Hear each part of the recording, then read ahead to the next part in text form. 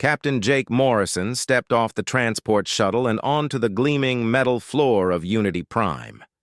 The massive space station stretched in all directions around him like a small city floating in the void between stars. He had been here many times before, but the size of it still amazed him every single time he visited. Lisa Parker walked beside him carrying a briefcase full of trade documents and mining proposals. She had spent months preparing for this meeting with the Galactic Alliance Council. Earth needed more mining rights in the Kepler sector, and the Alliance controlled those systems completely. Remember, Jake, we are here just to talk about mining rights and nothing else, Lisa said quietly as they walked through the long corridors toward the council chambers. Other aliens moved past them in the hallways, and Jake noticed how they looked at the humans with strange expressions. Dr. Alex Turner followed behind them, studying everything around him with careful eyes. He was supposed to be here as Earth's expert on alien biology, but Jake knew Alex had other duties that nobody talked about openly. Alex noticed things that other people missed, and he remembered everything he saw. The council chamber was enormous, with seats arranged in a perfect circle. 7 different alien species had representatives sitting in those seats, and each one looked completely different from the others. The Zentari looked like tall gray creatures with long fingers and large black eyes. The Vorthak were covered in thick fur and had 4 arms each. The crystalline Nexari glowed with soft blue light and seemed to be made of living gemstones. High Chancellor Vexhai of the Zentari Empire stood up when the humans entered the chamber. His voice was cold and mechanical when he spoke through the translation device attached to his throat. "Welcome, humans, to Unity Prime," he said. But Jake could tell from his tone that they were not really welcome at all. "Please take your seats so we can begin this important discussion." Lisa opened her briefcase and pulled out the trade proposals that Earth's government had spent so long preparing. She began to explain why humans needed expanded mining rights, and how it would benefit both Earth and the Alliance members. The mining operations would create jobs and provide rare metals that everyone needed. But something felt wrong to Jake from the very beginning of the meeting. The alien representatives were not asking questions about the mining proposals or showing any interest in the details. Instead, they just sat quietly and stared at the 3 humans with expressions that Jake could not read. After Lisa finished her presentation, Chancellor Vexhai stood up again. This time his voice carried a different tone that made Jake's skin crawl. "With worry, we did not bring you here to discuss mining rights," the Chancellor said slowly. "We brought you here to deliver a message to your entire species." Alex leaned forward in his seat, and Jake saw his eyes narrow as he watched each alien representative carefully. Something important was happening, and Alex was studying every small detail of their body language and reactions. "The Galactic Alliance has made a decision about humanity," Chancellor Vexhai continued. "For too many years, your species has been expanding across the galaxy without proper respect for the established order. You build ships too quickly and develop technology too fast. You ask too many questions and demand too many answers," Lisa tried to interrupt, but the Chancellor raised one long gray hand to stop her from speaking. "Your species will accept vassal status under the Alliance immediately," he said with authority that filled the entire chamber. "You will surrender all military vessels to Alliance control. Your people will relocate to designated worlds that we will choose for you. You will accept these terms or face complete elimination." The words hit Jake like a physical blow to his chest. This was not a trade negotiation at all. This was an ultimatum that threatened the existence of every human being in the galaxy. "You have exactly 1 standard galactic year to comply with these demands," the Chancellor added. "If you refuse, then every human world will be destroyed and your species will be removed from the galaxy forever." Alex was still watching the other alien representatives, and Jake saw him make small marks on a data pad. Even in this terrible moment, Alex was doing his job and gathering information that might be important later. The meeting ended abruptly after that announcement. The aliens did not want to hear any arguments or negotiations. They simply expected humanity to accept their demands or be destroyed. Jake felt numb as they walked back through the corridors toward their transport shuttle. "Did you see how they looked at each other?" Alex whispered as they boarded the shuttle. "Something is not right about their unity." The Vorthak representative seemed angry when the Zentari spoke. The Nexari were glowing brighter, which means they were agitated about something. Lisa was quiet during the entire trip back to Earth. She stared out the window at the stars and clutched the useless trade documents in her hands. All of their careful preparations had been pointless because the aliens had never intended to negotiate anything. Jake knew that everything had changed in that council chamber. Humanity was no longer just another species trying to find its place in the galaxy. Now they were facing extinction unless they could find a way to fight back against 7 advanced alien civilizations that had ruled space for thousands of years. The shuttle flew through the darkness toward Earth, carrying 3 humans who now knew that their entire species had less than 1 year left to live. President Kate Sullivan sat at the head of the long table in the secure conference room deep beneath the Global Defense Headquarters. The room had no windows and thick metal walls that blocked all outside signals. Nobody could listen to what was said in this place. Jake Morrison had delivered his report about the alien ultimatum 3 days ago, and Kate still felt sick every time she thought about it. 1 year to surrender or die was not much time to save the entire human race. General Ryan Brooks stood up and activated the wall display showing star maps of human space. Red markers indicated the locations of alien fleet positions, and they surrounded Earth's colonies like a tightening noose. "The situation looks hopeless," Ryan said bluntly. "We have maybe 200 military ships scattered across 30 systems. The Alliance has thousands of vessels and technology that is centuries ahead of ours." Dr. Amy Foster walked to the front of the room carrying a sealed briefcase that she placed on the table with care. Kate had known Amy for 15 years, but had never seen her look so serious before. "What we are about to discuss cannot leave this room," Amy said as she opened the briefcase. "For the past 15 years, a small group of us have been working on something called Project Harmony. We knew this day might come eventually." She pulled out several data chips and inserted one into the room's computer system. The wall display changed to show detailed files about each alien species in the Alliance, but these were not the public files that everyone knew about. "We have been studying them secretly," Amy continued. "Not just their technology and military capabilities, but their psychology and their history. We have learned things about the Alliance that they do not want anyone to know." Agent Nick Stone stepped out of the shadows near the back wall. Kate had not even noticed him standing there until he moved. Nick looked like an ordinary human, but Kate knew he had spent 10 years living among the Zentari aliens using surgery and genetic modifications to disguise himself. "The Alliance is not as united as they pretend to be," Nick said in a voice that still carried traces of an alien accent. "Each species hates the others for reasons that go back thousands of years. They work together only because they fear being destroyed if they fight alone." Nick activated another file that showed historical records of conflicts between Alliance members. Wars that had been hidden from public knowledge for centuries appeared on the screen with detailed casualty reports and territorial disputes.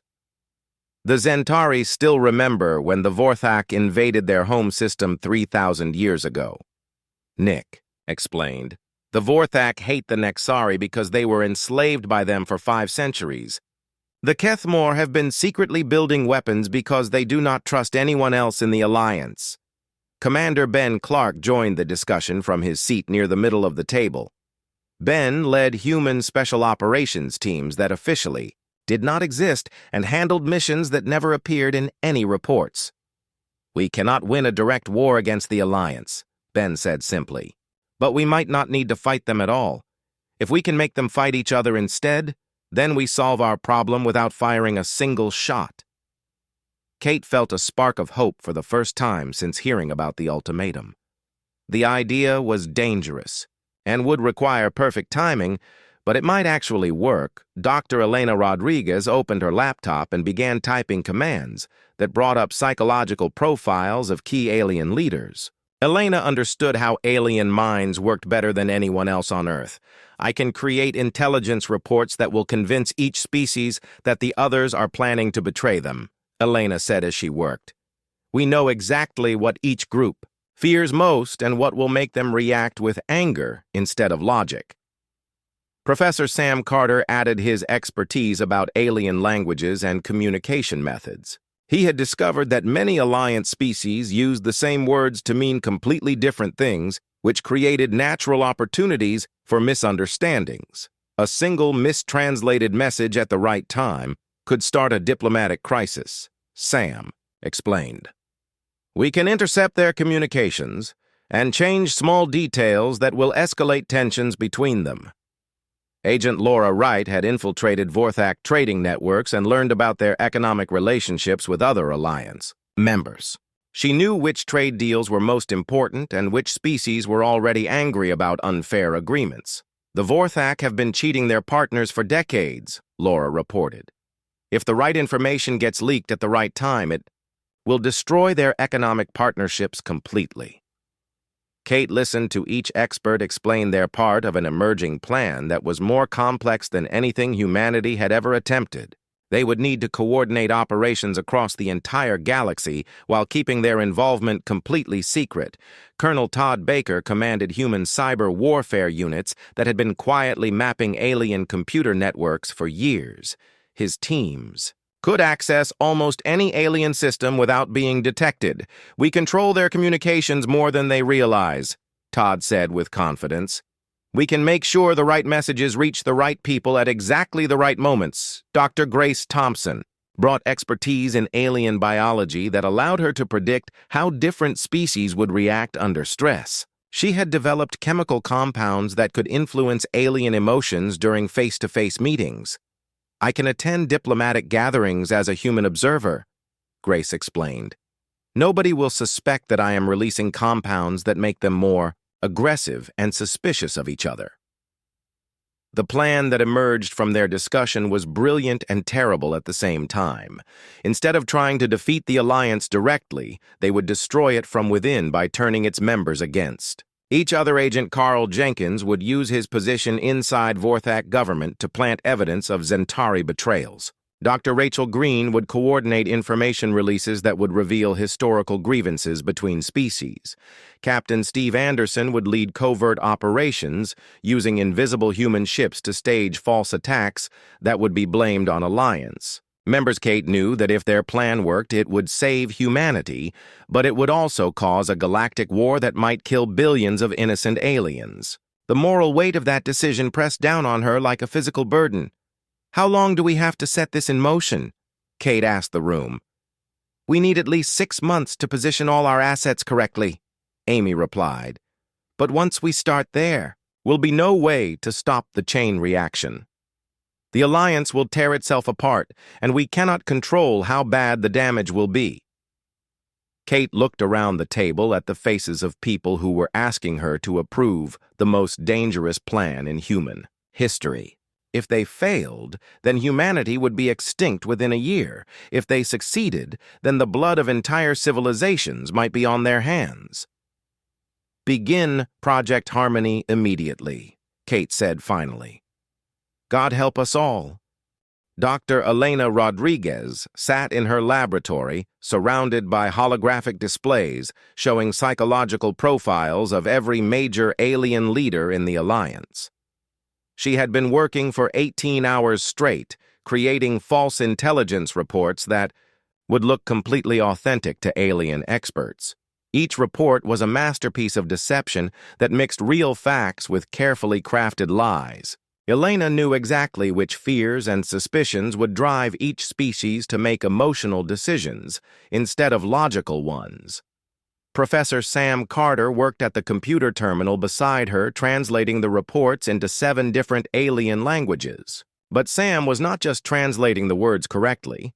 He was adding subtle linguistic triggers that would make each species interpret the messages in the most threatening way possible. The Zentari report is ready, Elena announced as she finished. The final psychological adjustments. It shows evidence that the Vorthak have been secretly testing new weapons near Zentari border systems.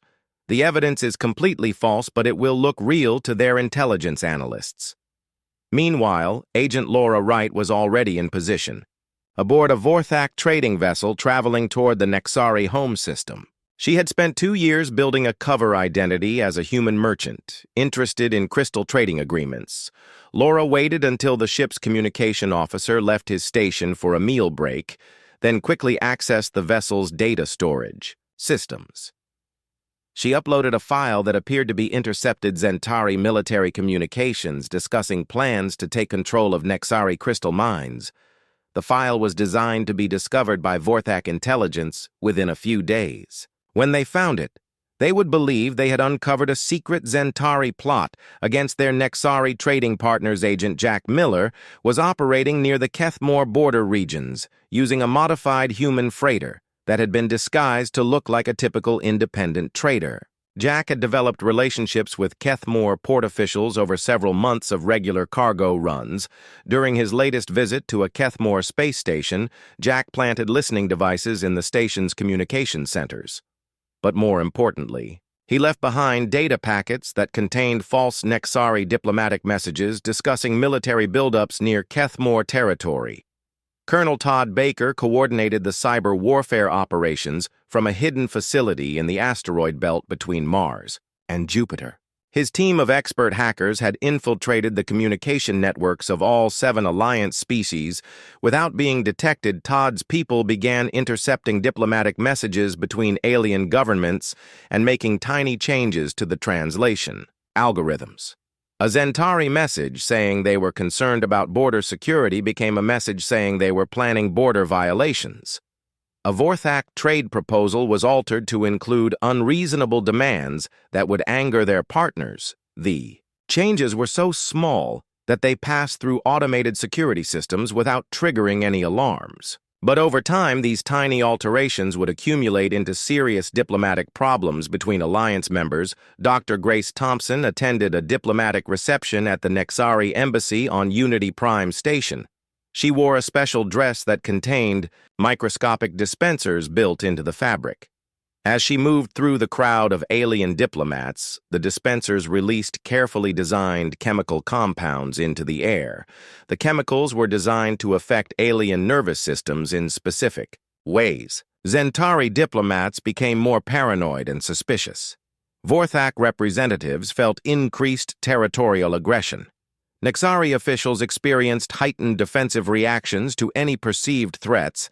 Grace smiled and made polite conversation with the alien diplomats while secretly triggering emotional responses that would make them more likely to misinterpret each other's actions.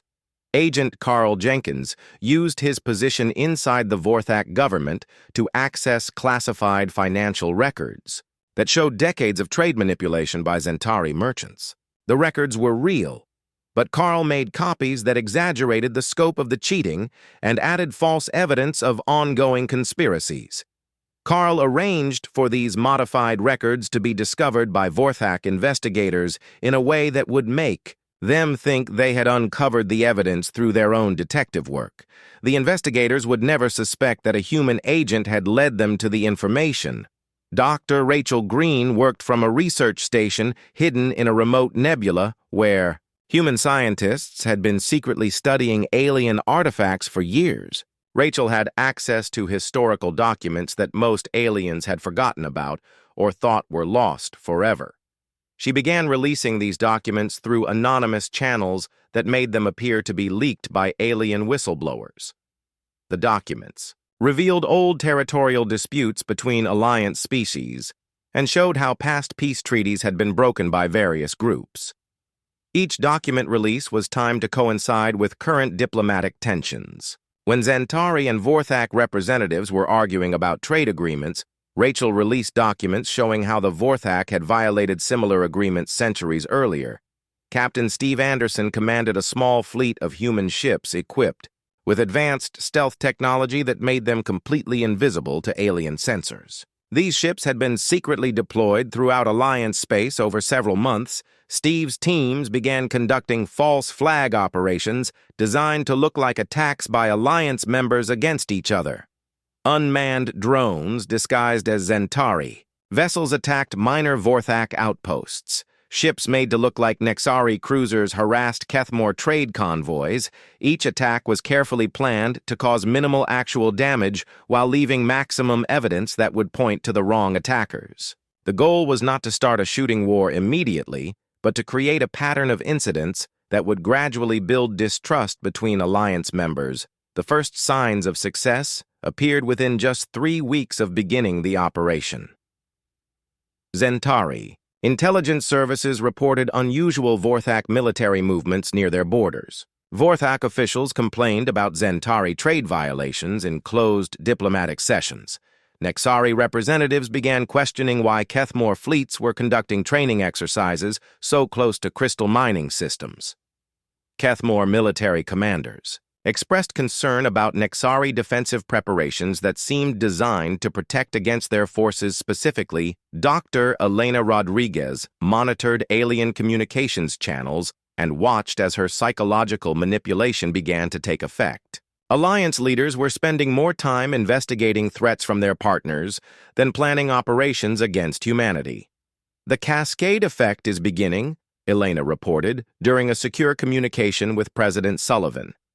Each species is starting to see threats from the others that confirm their existing fears and suspicions. But Elena also knew that they were walking a dangerous line between success and disaster. If the aliens discovered human involvement in the growing tensions, then the Alliance would unite against Earth with even more determination than before.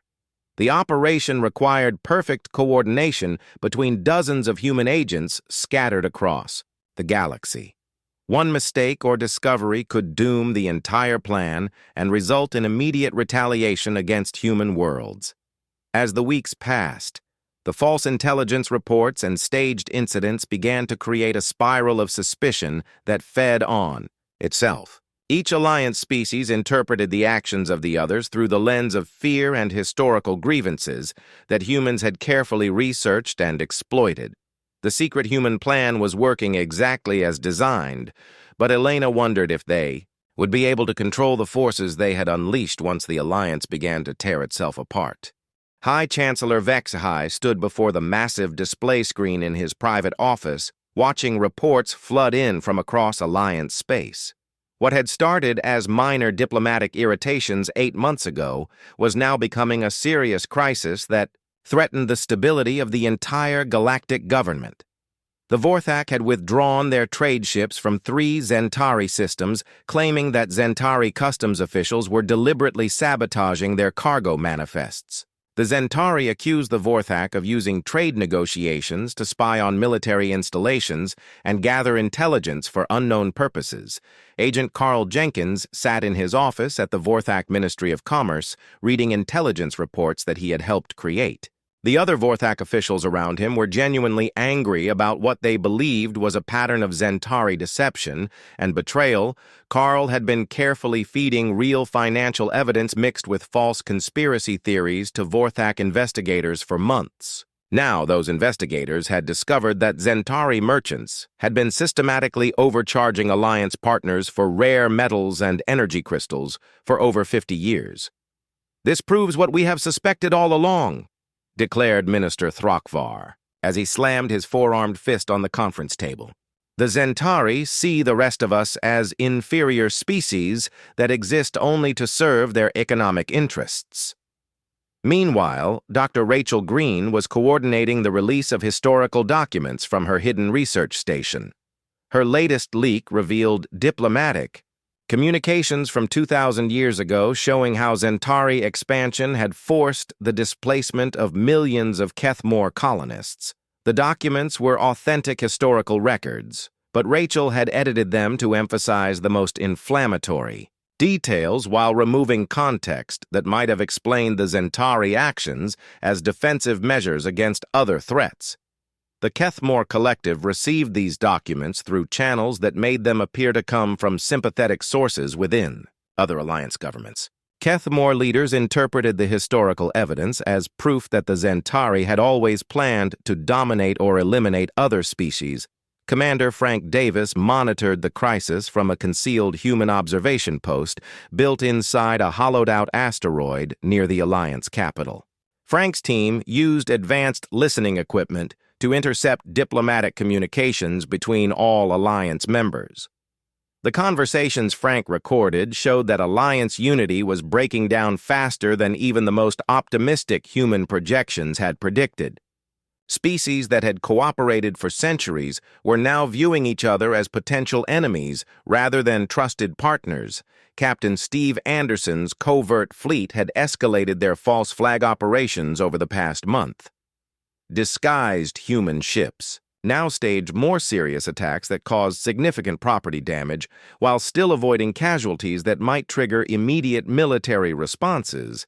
A fake Nexari cruiser had destroyed a Vorthak mining platform in a remote system, leaving behind crystal fragments that appeared to prove Nexari involvement. A ship disguised as a Zentari destroyer had fired on Kethmore patrol vessels before disappearing into hyperspace.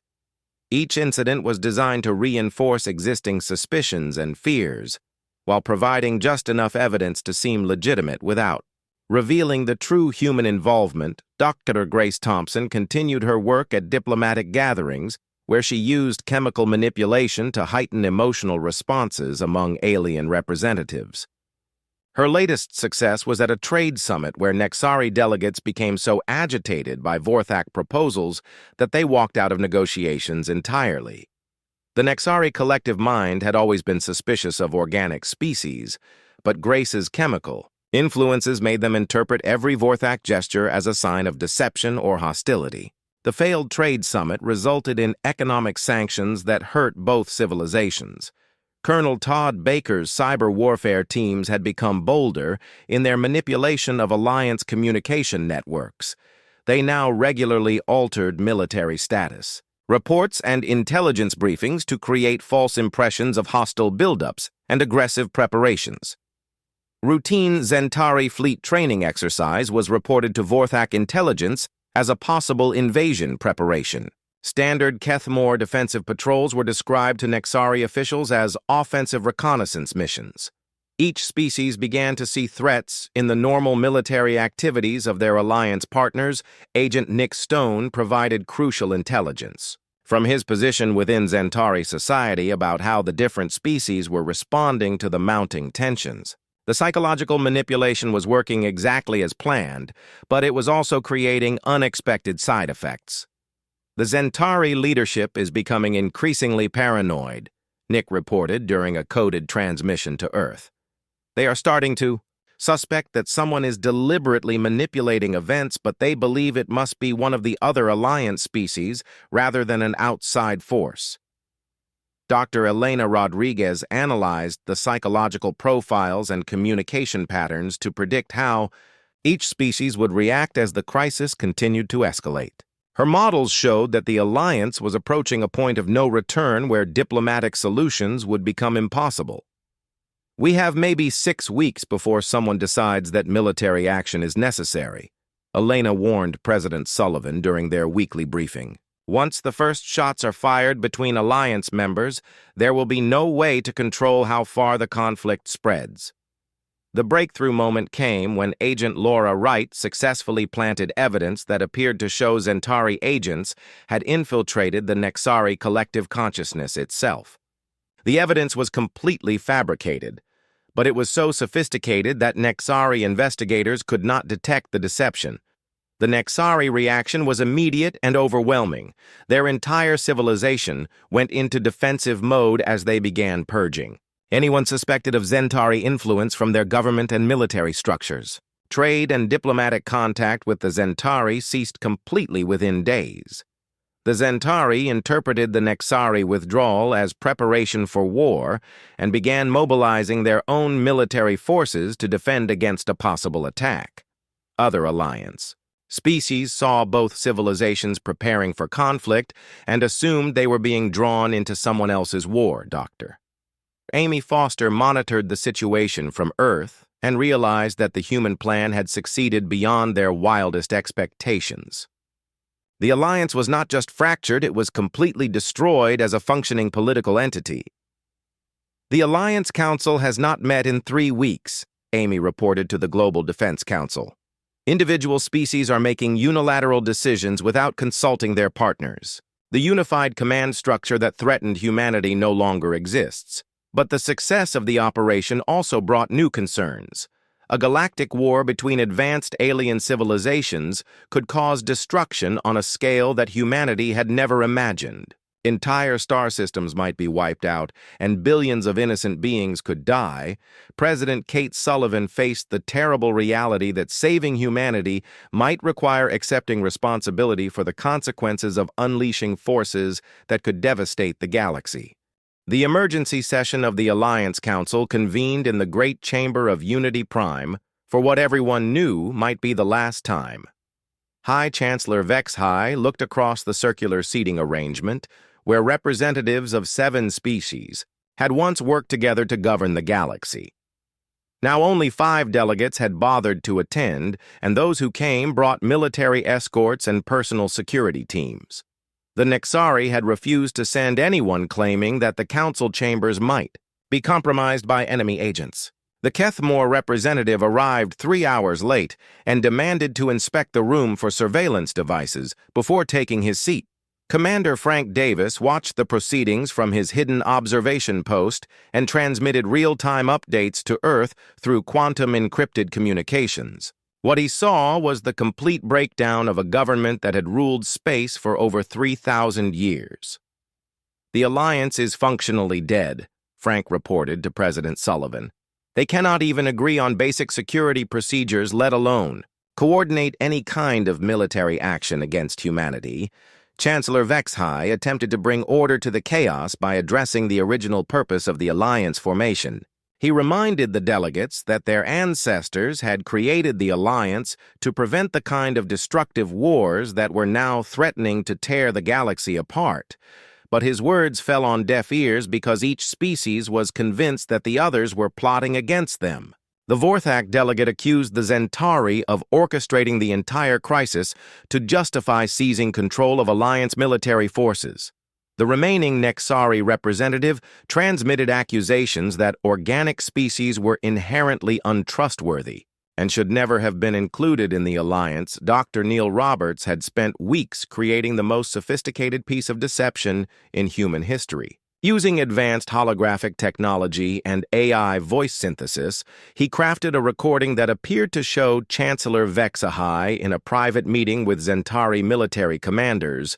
In the fake recording, the Chancellor discussed plans to eliminate the other Alliance species once humanity was conquered and absorbed into Zentari territory. The recording included details about specific military operations and timetables that made it seem completely authentic. Neil arranged for the recording to be leaked simultaneously to intelligence services of all Alliance members through channels that made it appear to come from a Zentari whistleblower who had grown disgusted with his government's plans. The reaction was immediate and catastrophic. Within hours of receiving the recording, every Alliance species began recalling their fleets from joint operations and repositioning them to defend their home systems against Zentari attack. The Vorthak government issued an ultimatum demanding that the Zentari submit to inspection of all military facilities and surrender their fleet commanders for interrogation.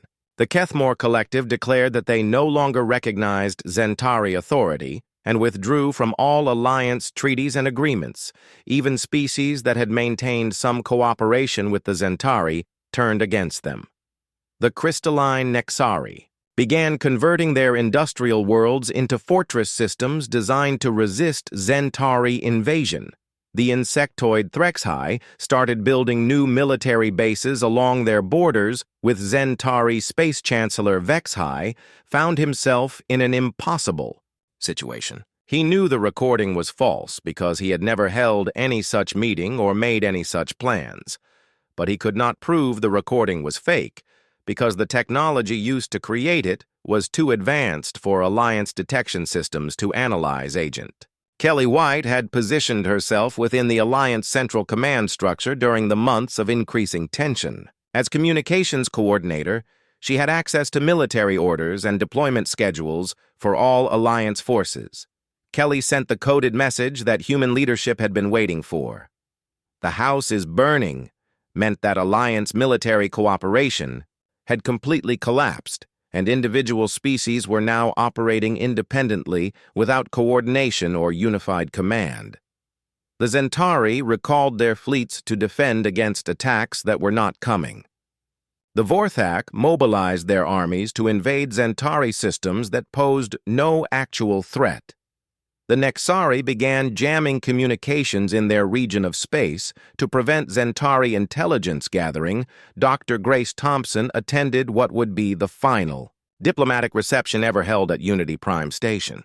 The gathering was supposed to be a last attempt at maintaining some form of cooperation between Alliance members, but Grace's chemical manipulations ensured that it would end in complete failure as alien diplomats argued and accused each other. Of betrayal, Grace released compounds that heightened their aggressive instincts and reduced their ability to think rationally. The reception ended when Vorthak and Zentari representatives nearly came to physical violence over trade route disputes.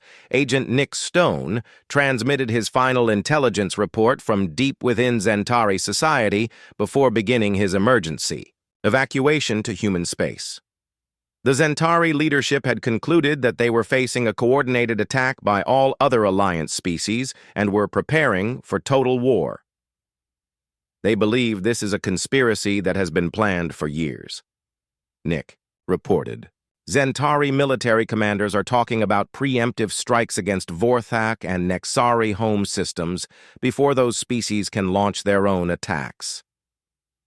The first shots of the Galactic War were fired 6 days later when a Zentari patrol ship encountered a Vorthak fleet near a disputed border system. Both sides claimed the other fired first, but the battle resulted in the destruction of multiple vessels and hundreds of casualties. News of the battle spread across Alliance space within hours, triggering military responses from every species. The Kethamor launched what they called defensive strikes against Zentari outposts. The Nexari began targeting any non-crystalline ships that entered their territory.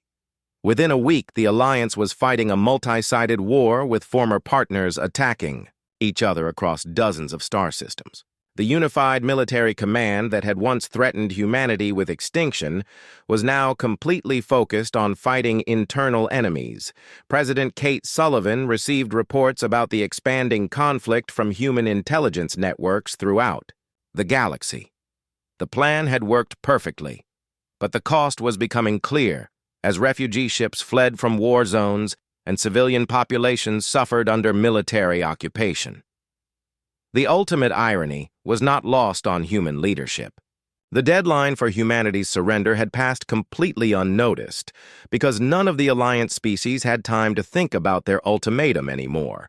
They were all too busy trying to survive wars against their former allies. Dr. Elena Rodriguez studied the psychological aftermath of the operation and concluded that the Alliance could never be rebuilt. The trust between species had been so thoroughly destroyed that cooperation would be impossible for generations, even if the fighting eventually stopped. The secret human plan had achieved its primary objective of preventing human extinction, but it had also fundamentally changed the balance of power in the galaxy. Humanity was now the only major civilization not involved in the Galactic War, and that position gave them unprecedented opportunities for expansion and influence. President Kate Sullivan stood before the quantum communication array in the secure bunker beneath Geneva as she prepared to address the scattered human colonies across the galaxy. 3 months had passed since the Alliance ultimatum deadline, and not a single alien ship had come to enforce their demands. The alien civilizations were too busy fighting each other to remember that they had once threatened to destroy humanity. Reports from across the galaxy showed that the war between former Alliance members was spreading to new systems every day. General Ryan Brooks activated the display screens that showed the current military situation throughout known space. Red zones marked areas of active combat between alien forces. Yellow regions indicated refugee movements and humanitarian crises. Green areas showed human settlements that were now completely safe from alien attack. The strategic situation has changed completely in our favor, Ryan announced to the assembled leadership council. Not only are we no longer under threat, but we have become the only stable power in this region of the galaxy. Dr. Alex Turner presented his analysis of the long-term implications of the Alliance collapse. His biological expertise helped him understand how different alien species were adapting to the pressures of constant warfare. The Zentari are showing signs of social breakdown under the stress of fighting multiple enemies simultaneously, Alex reported. Their reproductive rates have declined, and their industrial capacity is being diverted entirely to military production. The Vorthak are experiencing similar problems with their tribal structure fragmenting under wartime pressures, Captain. Jake Morrison had been promoted to admiral and now commanded the first human peacekeeping fleet. His ships were moving into strategic positions throughout the galaxy, not to conquer territory, but to provide stability in systems that had been abandoned by warring alien governments. We are receiving requests for assistance from civilian populations on dozens of worlds, Jake reported during the council session. Alien refugees are fleeing to human space because we are the only ones not shooting at them. The irony of the situation was overwhelming. Humanity had gone from facing extinction to becoming the galaxy's primary source of humanitarian aid and diplomatic mediation in less than a year. Commander Lisa Parker now served as Earth's chief diplomatic coordinator, managing relationships with fragmented alien governments and independence movements that had emerged from the chaos of war. Her original trade negotiations seemed like ancient history compared to the complex political landscape that now existed. Every former Alliance species has sent delegations requesting human mediation in their conflicts, Lisa explained. They want us to help negotiate ceasefires and territorial agreements because we are the only major power that is not actively fighting anyone. Dr. Amy Foster revealed the final phase of Project Harmony, which involved transitioning from covert manipulation to open diplomatic leadership. The same intelligence networks that had destroyed the Alliance were now being used to gather information that would help rebuild galactic civilization. We have detailed knowledge of every faction's military capabilities and political weaknesses, Amy said. This information gives us tremendous leverage in any negotiations we choose to participate in. Agent Nick Stone had successfully escaped from Zentari space and provided crucial insights about how the various alien civilizations were adapting to their new circumstances. His years of deep cover experience made him invaluable for understanding alien psychology during crisis situations. The Zentari leadership is beginning to realize that they have been manipulated, but they still believe the manipulation came from other Alliance species, Nick reported. They have no idea that humans were involved in their downfall. President Sullivan faced a series of difficult decisions about how humanity should use its unexpected position of power.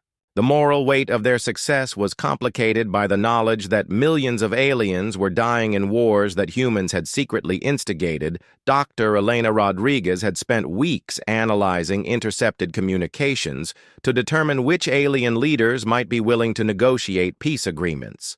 Her psychological profiles would be essential for any diplomatic efforts to end the galactic war. The conflict has reached a point where all sides are exhausted, but none of them trust each other enough to negotiate directly, Elena explained. They need a neutral mediator that they perceive as having no territorial ambitions in their regions.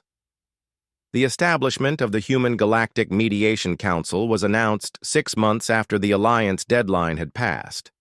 Earth positioned itself as the neutral arbiter that could help resolve disputes between alien civilizations while ensuring that human interests remained protected. Captain Steve Anderson's covert fleet was gradually withdrawn from false flag operations and reassigned to protect human colonies and trading vessels. The military deception that had started the Galactic War was no longer necessary because the conflict now sustained itself through genuine grievances and territorial disputes.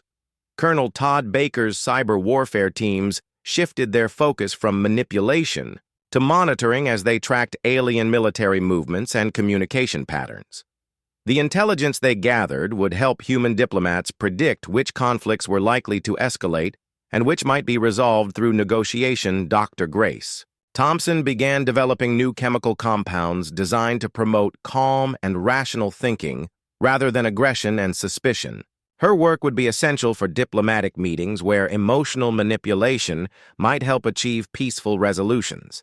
The first major success of human mediation came when Admiral Morrison helped negotiate a ceasefire between Vorthak and Kethmore, forces in the Rigel sector. The agreement saved thousands of civilian lives and established Earth's reputation as an effective peacemaker, but the success also highlighted the moral complexity of humanity's position. They were now celebrated as peacekeepers who ended conflicts that they had secretly started through deception and manipulation. Dr. Rachel Green made the decision to destroy all classified records, documenting exactly how humans had manipulated the alien species into destroying their alliance. She burned the files in a secure facility, ensuring that the true extent of human involvement would remain secret forever. The galaxy believes that the alliance collapsed due to internal tensions and historical grievances, Rachel explained to President Sullivan.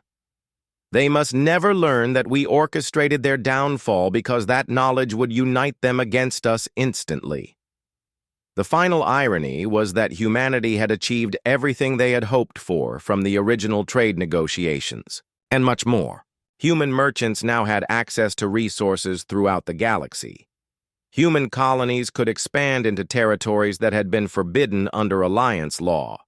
Human technology and culture were spreading to worlds that had once considered humans. Inferior President Sullivan concluded her address to the human colonies with a mixture of pride and concern about the future. Humanity had saved itself from extinction, but had done so by accepting responsibility for governing a galaxy torn apart by the very conflicts they had created.